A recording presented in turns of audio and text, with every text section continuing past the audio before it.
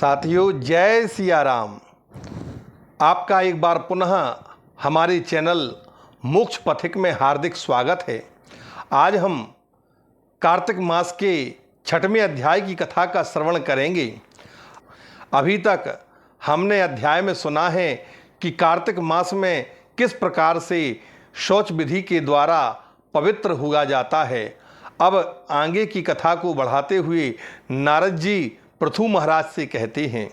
नारद जी कहते हैं, 2 घड़ी रात्रि के रहते तिल, कुश, अक्षत और चंदन आदि लेकर के जलाशय अर्थात नदी या तालाब में जाना चाहिए और स्नान के निमित्त वहां पहुंच करके मनुष्य के द्वारा रचित अथवा प्रकृति के द्वारा रचित ताड़ाग अथवा नदी में जाकर के स्नान का संकल्प करना चाहिए।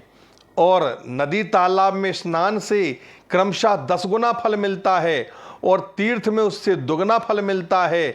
भगवान विष्णु का स्मरण करके स्नान का संकल्प करते हुए स्नान करना चाहिए।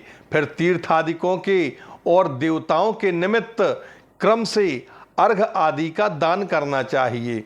अर्घ के लिए कहना चाहिए, नमः कमलनाथाय, नमस्ते जलशायिनी, नमस्तेस्तु हृषिकेश, ग्रहणार्थम नमोस्तुते।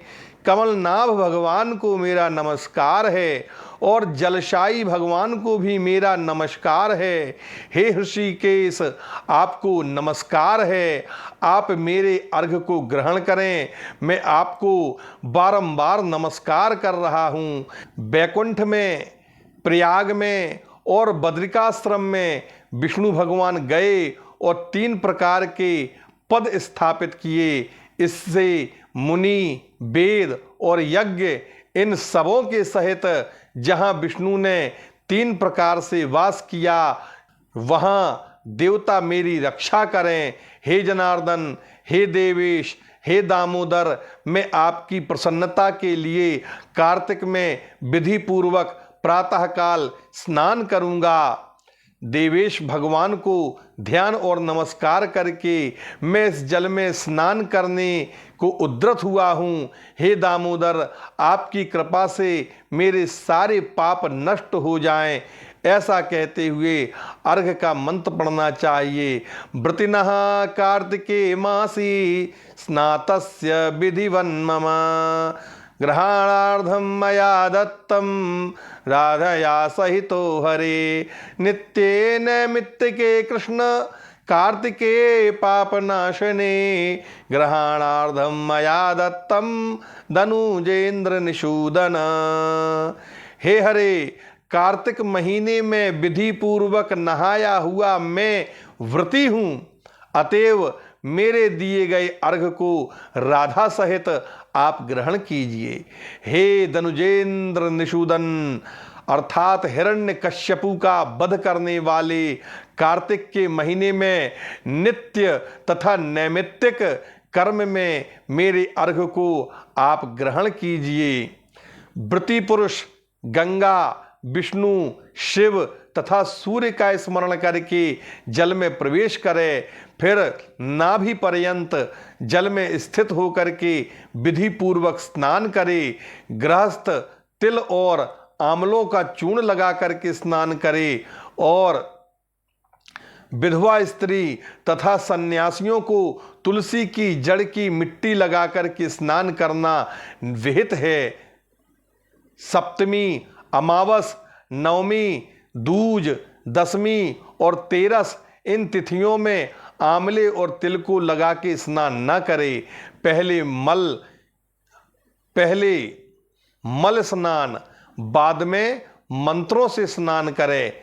स्त्री और शूद्रों को वेदोक्त मंत्रों से स्नान नहीं करने को कहा गया है। वे पुराण के मंत्रों को पढ़ करके स्नान करें और स्नान करते हुए मंत्र पढ़े कि भक्तों को आनंद देने वाले जिन भगवान ने देवताओं के कार्य के निमित्त 3 रूप धारण किए थे, सब पापों को नष्ट करने वाले वे भगवान श्री हरि कृपा करके मुझे पवित्र कर देवें। जो देवता भगवान विष्णु की आज्ञा पाकर कार्तिक व्रत करने वालों की रक्षा करते हैं, वे सब देवता मुझे पवित्र करें। बीज, रहस्य और यज्ञ सहित वेद मंत्र और देवताओं के समेत कश्यप आदि मुनि सब मुझे पवित्र करें। गंगा आदि सब नदियां और तीर्थ जल देने वाले 7 समुद्रों समेत नदी और जलाशय मुझे पवित्र करें। अदिति आदि पतिव्रता, यज्ञ, सिद्ध, सर्प और 3 लोकों की औषधियां और पर्वत मेरी रक्षा करें। व्रती मनुष्य इन मंत्रों से स्नान करके हाथ में पवित्री धारण करके ऋषि, मनुष्य, पितृ इन सब का विधि पूर्वक तर्पण करे। अभी पितृपक्ष में हमने इन सभी तर्पणों को देखा है। अगर आपने नहीं देखा है और नहीं सुना है या नहीं किया है या नहीं पढ़ा है तो आप हमारे इस वीडियो की डिस्क्रिप्शन में लिंक देख सकते हैं और तर्पण विधि को जान सकते हैं। तो कार्तिक मास में पितरों के तर्पण में जितने तिल रहते हैं उतने ही वर्ष तक उनके पितर मुक्त होकर के स्वर्ग में निवास करते हैं। तदनंतर व्रती मनुष्य जल से बाहर निकल करके शुद्ध वस्त्र धारण करके प्रातः काल में कहे हुए कर्मों को समाप्त करके भगवान श्री हरि का पूजन करें। तीर्थों और देवताओं का स्मरण करके भक्ति में तत्पर मन हो करके चंदन फूलों से युक्त अर्घ को दान करे। मंत्र में कहे, मैं व्रती और कार्तिक मास में विधि पूर्वक नहाया हुआ हूँ, तो मेरे दिए हुए अर्घ को हे हरे राधा सहित आप ग्रहण कीजिए। तदनंतर चंदन, फूल तथा पानी से वेद पाठी ब्राह्मणों की भक्ति पूर्वक पूजन करके बारंबार नमस्कार करे। ब्राह्मणों के दाहिने चरण में तीर्थ निवास करते हैं और वेद उनके मुख में स्थित हैं और सब अंगों में देवता वास करते हैं। इस कारण उनकी पूजा करने से मैं सुपूजित हो जाता हूँ। पृथ्वी में ब्राह्मण अव्यक्त विष्णु के स्वरूप हैं। इस कारण कल्याण चाहने वाला पुरुष कभी उनका अपमान न करे अथवा विरोध भी न करे। इसके बाद प्रति मनुष्य को हरि की प्रिया तुलसी की पूजा करनी चाहिए। मन को एकाग्र करके तुलसी की प्रदक्षिणा करे और प्रार्थना करनी चाहिए कि हे तुलसी के, देवताओं के द्वारा तुम पहले ही निर्मित की गई हो और मुनीश्वरों के द्वारा सुपूजित की गई हो। हरि की प्यारी, तुम मेरे पापों को दूर कर दो। इसके बाद स्थिर मन हो करके पुराण संबंधी हरि की कथा सुन करके भक्ति युक्त व्रती मनुष्य फिर से उन ब्राह्मणों का पूजन करे। पहले कही हुई सब विधि को जो भक्तिमान मनुष्य भली भांति करता है वह भगवान विष्णु की सालोकता को प्राप्त करता है।